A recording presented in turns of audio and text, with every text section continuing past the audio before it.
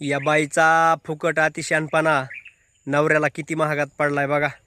द्या किती झाले हो? 200 रुपये. इकडे या.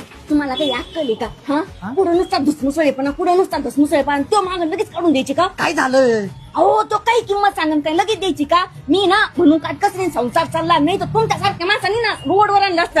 हे म्हणून पैसे घ्या, द्या, उधाळा, नुसते उधाळा. हा काय झालं काय? त्याच्यावर किंमत पहा ना, ती द्या ना, तो सांगून लगेच द्यायची का काढून? अयो माझ्या लक्षातच नाही राव किंमत बघायची.